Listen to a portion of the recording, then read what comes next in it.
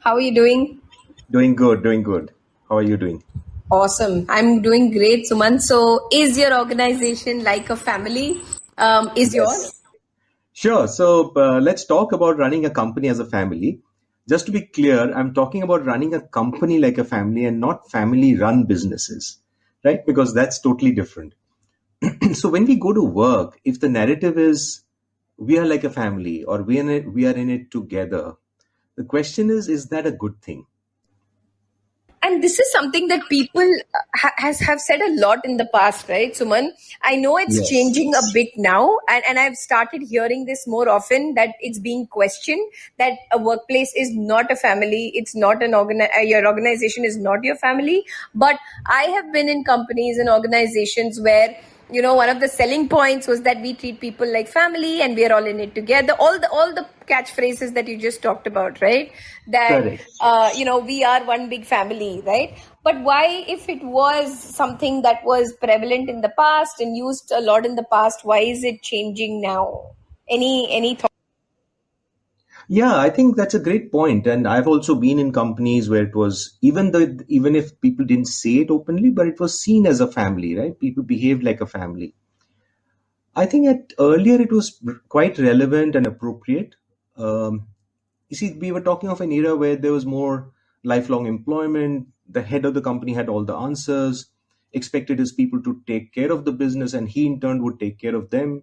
It was a lot about loyalty. But today things are very different. The environment is very competitive.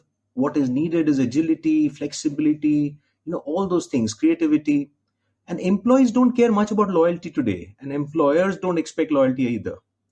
Employees understand that jobs are not permanent, right? And they're not lifelong. And actually, they don't want them to be, because we're living in a very, very different world. Now, what also happens is thinking of your company as a family can mean treating employees a lot like children rather than adults, right?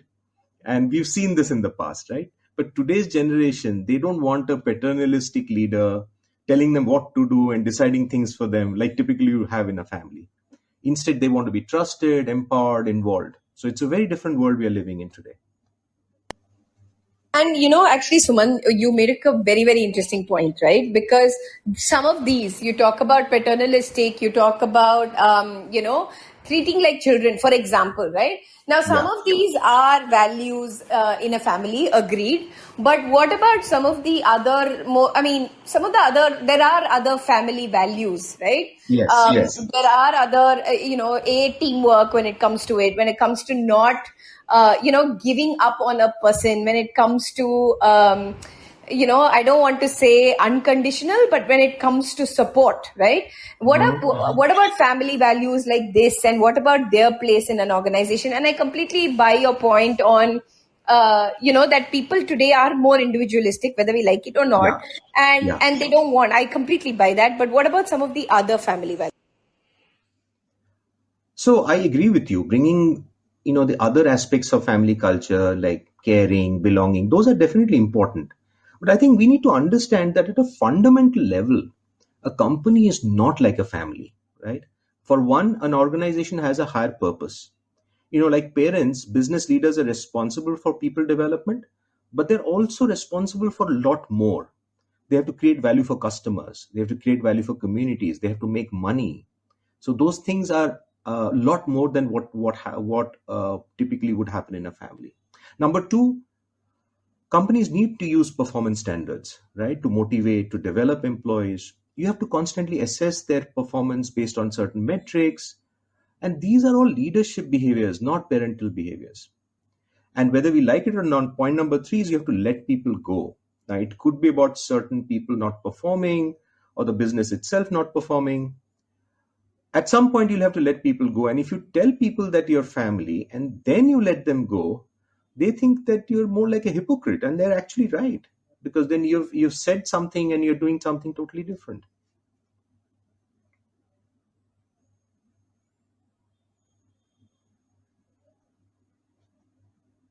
Divya, are you there? I think we lost Divya. Yeah. Hey Saman, how are you? Hi, Anurag. So we were Hey. just started. We were just talking about running a company like a family. No, I'm like totally against that idea.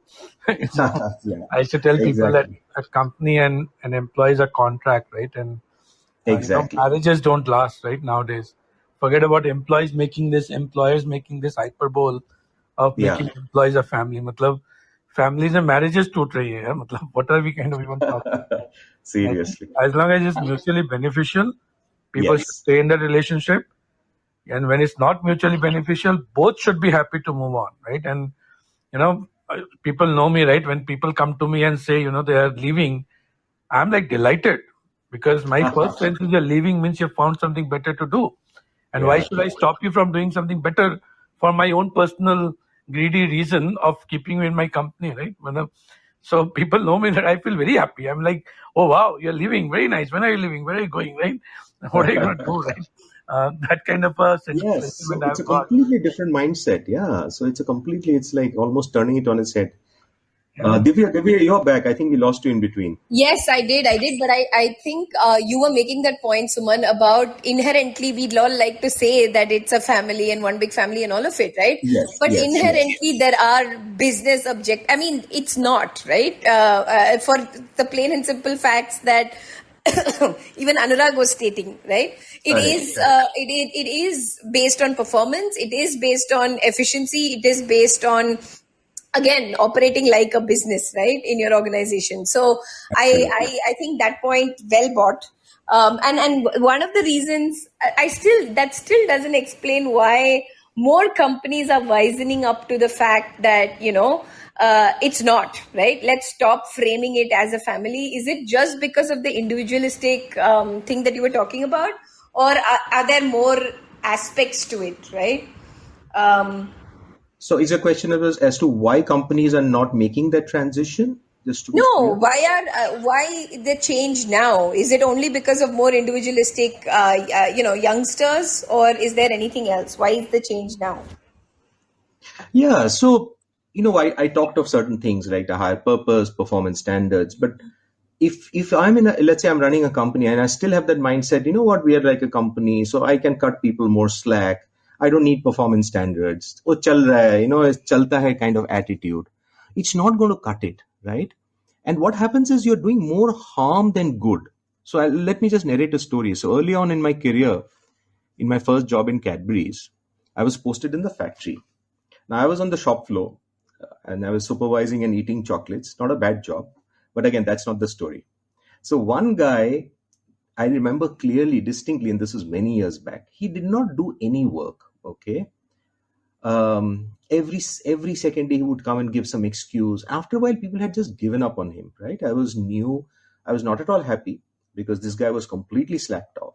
I spoke to my boss, and my boss said, "Hey, you know what? Just let him be. It was more like a family thing. Jane do, it's okay. He's protected by the union. If you do something, union will come on heavily on us." Now, what happened is it was highly demotivating for me and for others who are also kind of slogging it out to see someone else chilling. It was not fair. Now, fairness is a very important trait for all of us, and that gets violated when you don't have performance standards. And research has shown that in a team, even one person slacking brings down the productivity of the whole team. So just cutting slack actually is, and letting some people kind of not perform and not letting them go, you're actually doing more harm than good. Yeah, I think I completely agree with that, right? And I think that in some ways, this you're part of our family and welcome to the family kind of stuff is a way of saying that it's been a way of framing teamwork, right? Or Yeah. that we are a team because a family is a unit, right? Or a team, but like you said, lots of wrong mental models using the family analogy, right, to rather than a team analogy. So completely agree, Suman. And so, Okay. what do you think? What would you welcome people to your organization as, right? If you had to reframe this whole family concept, right? What in your mind would be a good way to welcome people and build the team spirit without bringing the family analogy into it? So an alternative, very good way is to define your organization as a sports team. So let's look at a sports team, right? So it is constantly trying to get better, right? The common goal is to build the best team. Yeah, and a family organization just does not have that level of internal motivation to keep getting better, right? Players are often shuffled by the manager and without any hard feelings, because every player knows that they have to kind of perform at their best level, and if there's somebody else who's better, they would definitely welcome that guy in, right? um, so Reid Hoffman, in this book called No Rules Rules, he was talking about Netflix, and he talks about, in fact, he raises it one notch. He says, I think of Netflix as a professional sports team. The stakes are very high. um, Everyone is a star, and I kind of like that analogy a lot, right? And it's also about diversity. Think about it. In a sports team, every player is very diverse, and that the diversity is what makes the team very strong.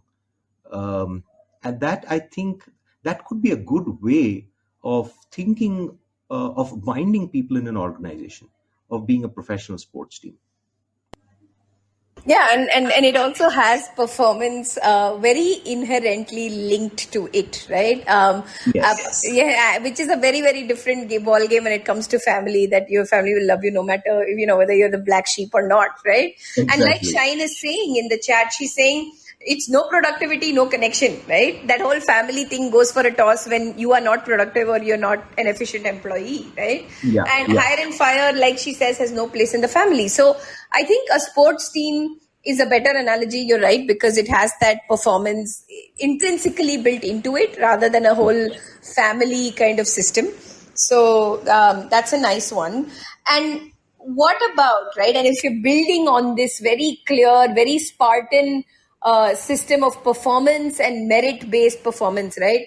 What about all of the talk today about empathetic organizations and leading with empathy and also reciprocity, right? All of these values which are there in a family. What about bringing them into the workplace, and what is their place in the workplace, right? With some of these. So again, to contrast from the sports performance team yeah, thing, yeah, there are yeah. softer values like this in a family. How do we bring? See, I keep talking of empathy, and definitely empathy is important. It doesn't mean that, I mentioned earlier that you let people go, but it doesn't mean you let people go randomly, right? Doesn't mean you'll do a mass layoff just because you did a spreadsheet and these people fall on the wrong side of it. It's not driven by numbers. If there is a genuine performance issue, there should be, a genuine attempt to see, to be empathetic, find out what the problem is, maybe put the person on an improvement plan, and really make an attempt to kind of improve the performance. If finally nothing else works, you let the person go, right? So that's one point I would definitely like to uh, clarify. Now, just to build on this, he talks about something called a keeper test, which is also very interesting. So what he's saying is, if a team member quits, let's say tomorrow, right, would you try to change your mind, right? Change their mind rather. Like if he or she is a star, you will want to keep him, right? But if he's not a star, you will accept his resignation. And maybe if he was not so good, you don't even feel bad. Maybe feel even a little relieved. And he says, if that is the case, you don't wait for them to put in there this thing. You should give them a severance package now, and a good one, right? And look for a star.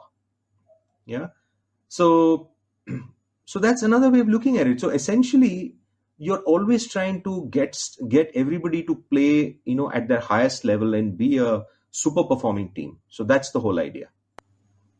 And also on the employee side, right, Suman, this whole looking for enrichment.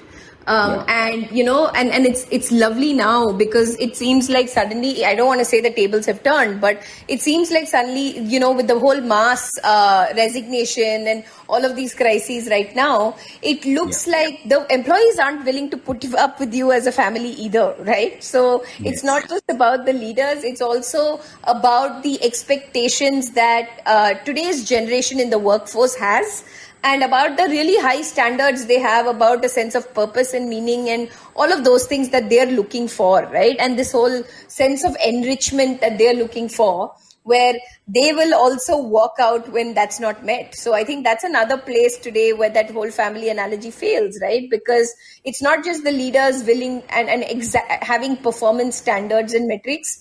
It's also the employees having those exact performance standards for the organization itself, right? What are Yes, your thoughts? yes, absolutely. And you know what? At one level, you might say this sounds very harsh that, even if the guy is good, you let them go and get somebody even better. But think about it a little differently. So, see, today companies are all about ranking of employees, right? um, Forced ranking. So if I'm a people manager, I classify my team as top 20%, maybe middle 70%, the bottom 10%, and eventually I let those 10% go, right?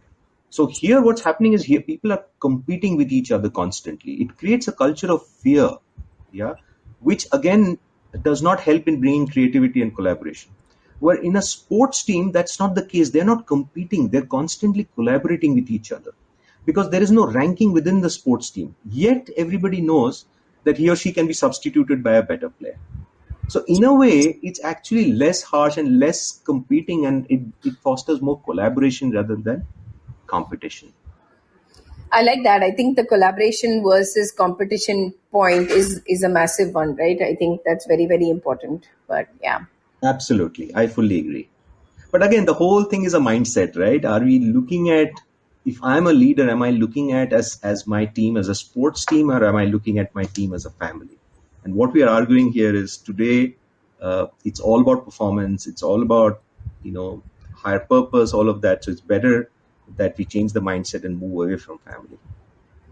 Yeah. And I think, what Anurag was talking about, right? About it's mutually beneficial for the, if it is beneficial for the other person, either party, the other party respects that, right? And I think that itself is very, very important because, it's not because you've been here for so long that your company keeps you on because they want you to be here forever, or it's not that I feel like my company loves me and I'll be betraying them if I quit my job, right? I think those are the kinds of unhelpful mental models and emotions that exist with this whole family analogy.